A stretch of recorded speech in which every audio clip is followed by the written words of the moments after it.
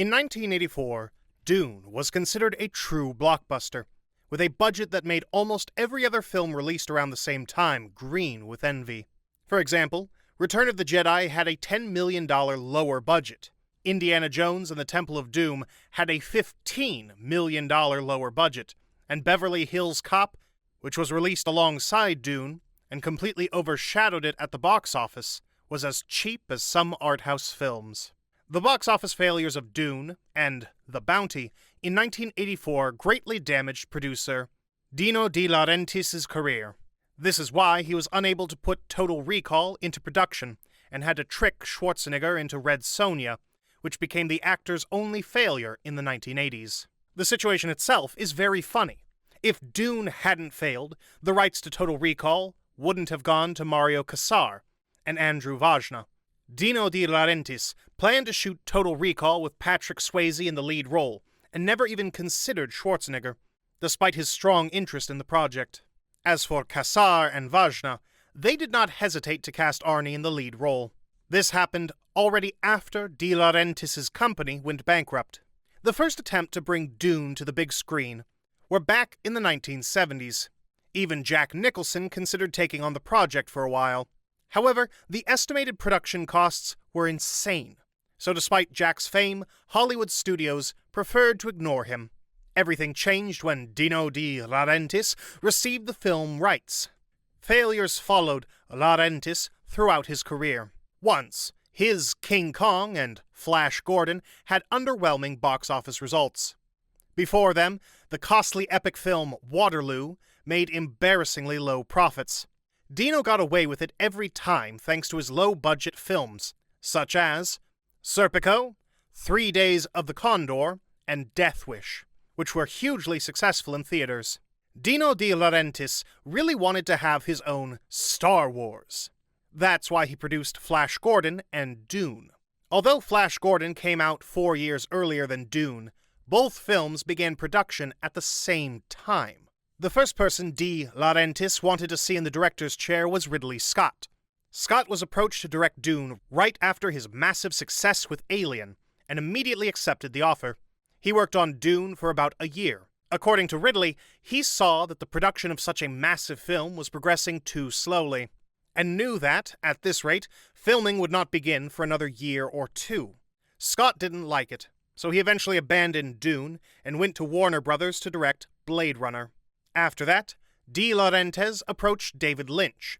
Today, the decision to have Lynch direct a mass-oriented movie may seem controversial, but at the time, Lynch's films like Eraserhead and The Elephant Man were extremely profitable, with profits far exceeding their budgets. According to Lynch, he had never read or heard of Frank Herbert's novel, so when he received the offer, he had no idea what it was about. But once he read the novel and understood the subject, he found it very interesting. And because de Laurentiis promised him full creative freedom, he quickly called him back and accepted the offer. Unlike Ridley Scott, Lynch didn't mind spending 3 or 4 years on a single film. Writing the script alone took him almost a year. De Laurentiis approved the script, and it went into production. By then, Dune was already seen as a problematic project that had been in development for over 4 years, with no end in sight. Therefore, almost all actors approached by Lynch and de Laurentiis declined offers to appear in the film. The producer really wanted to give the lead role to Val Kilmer, who was relatively unknown back then. But Kilmer refused, preferring the comedy Top Secret. Glenn Close could have been cast as Lady Jessica. The actress also declined, later explaining that she did not want to play a character whose sole purpose was to run behind some man. In the end, David Lynch gave the lead role to Kyle MacLachlan, who had no prior experience whatsoever. Dune was the actor's film debut. Lynch said that MacLachlan's performance during the studio's casting impressed him the most, so he never regretted choosing him. Finally, after this, the filming process began, which ended up costing nearly $45 million. The crew spent 3 months transforming a Mexican desert into the planet Arrakis. Over 200 workers were clearing the desert of stones, shrubs, and other debris. Dune negatively impacted even Conan the Destroyer, which was filmed in the same location. Part of the film crew working with Arnold Schwarzenegger was often transferred to assist David Lynch. At times, the number of people involved in the Dune production went over 2,000, which is insane even by today's standards. The rough cut of David Lynch's Dune was over 4 hours long. After seeing the 4-hour material, Dino de Laurentiis immediately took back all of his promises to Lynch regarding creative freedom and told him to cut the film down to 2 hours. Lynch was unable to fulfill the request, and the next version of the film he presented to the producer was over 3 hours long. The studio then hired Anthony Gibbs to do editing, and together with Lynch, they were able to cut Dune down to 2 hours and 17 minutes. After several postponements caused by additional filming, their version eventually made it to theaters. Critics were not impressed with Dune. Most of the reviews it received were strongly negative. Harlan Ellison, a well-known writer and critic, was one of the few people who praised the movie at the time. He claimed that the negative reaction to Dune was predictable, given that critics were denied screenings before the film's theatrical release.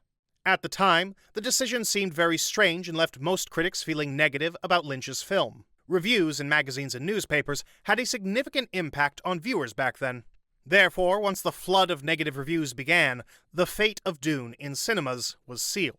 Dune grossed $31 million at the American box office. It was pretty good for the time, but not enough to cover the $45 million budget. The studio quickly abandoned David Lynch's scripts for the second and third Dune films. David Lynch later regretted his decision to work on Dune, calling it the biggest mistake of his career. According to the director, Dune was the only film in his career where he made almost no contribution to the final version. However, Lynch always emphasizes that his anger is mainly directed at himself, because he knew that Dune was not his format and that he wouldn't be able to execute it to his desired standard. Yet, the huge money and the prospects it offered made it impossible for him to refuse de Laurentiis' offer. David Lynch was repeatedly offered to release a director's cut of Dune, but he always declined. He said he didn't want to do a director's cut because some of the film's footage was irretrievably lost. Therefore, he wanted to avoid going back and reliving the nightmare that working on the film was. By the way, despite being a commercial failure, Dune remains the highest-grossing film in David Lynch's career. None of his works ever made $32 million at the American box office again. Frank Herbert was upset that the film was so heavily edited. In his interviews in 1984 and 1985, he frequently brought up scenes that the studio, for some reason, removed from the final cut. Nevertheless, he still thought the film was good, despite its flaws. Thank you for watching, subscribe, and stay tuned.